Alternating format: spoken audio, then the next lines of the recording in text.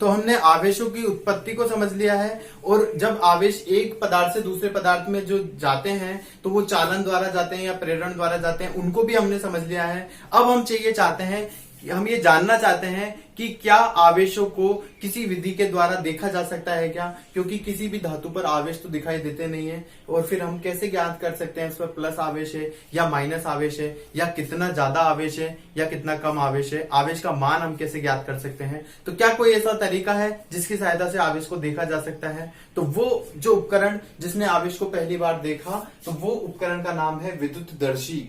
जैसा कि इसका नाम से ही स्पष्ट हो रहा है, विद्युत किससे बनी होती है? आवेशों से बनी होती है, इलेक्ट्रॉन से बनी होती है। तो इलेक्ट्रॉनों को, आवेशों को देखने वाला दर्शी यानी देखने वाला उपकरण, उसे हम कहते हैं विद्युतदर्शी। तो यहाँ जो ये चित्र बनाया गया है, ये विद्युतदर्शी का चित्र है। इस चित्र को हम समझते हैं तो हम समझ जाएंगे कि विद्युतदर्शी कैसे काम करता है। बड़ा सिंपल सा ये एक्सपेरिमेंटल सेटअप है जिसकी सहायता से हम आवेशों को देख सकते हैं। तो जो विद्युतदर्शी है, इसमें कांच का बना हुआ एक जार होता है। ये जो पूरा जार दिख रहा है बीकर टाइप का, ये पूरा कांच का बना हुआ है। इसमें यहाँ पर एक रबर का फोर्क लगा हुआ है, जिसकी सहायता से हमने ये जो छड़ हमें दिखाई दे रही है, ये धातु की बनी हुई छड़ है। इस धातु की छड़ को इस कोर्क की सहायता से हमने सीधा इसमें लगा दिया है, और इसमें हमने जो धातु की छड़ के नीचे है, ये दो पतली पतली जैसे ब्लेड से होती है, दो ब्लेड के रूप में दो स्वर्ण की, सोने की पत्तियां ली है, दो पतली पतली, और उसको इस छड़ से हमने दोनों को कनेक्ट कर दिया है। एक छड़ ये वाली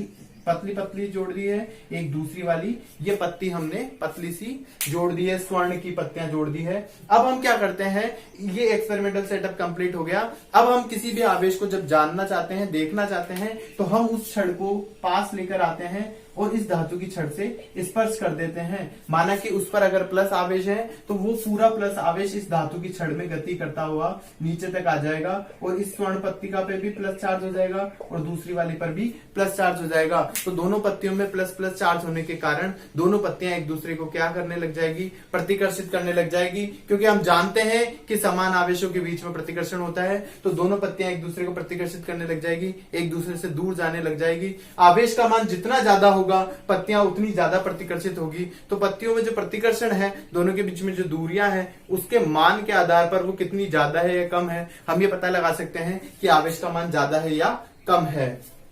अब अगर मैं इसी धातु की छड़ पर कोई ऋणावेश छड़ लेकर आऊं और नेगेटिव चार्ज से स्पर्श भी कर दूं, यहीं पर मैं एक और छड़ लेकर आ जाऊं और वो नेगेटिव चार्ज से स्पर्श कर दूं, तो इसमें ऋणावेश भी आ जाएगा।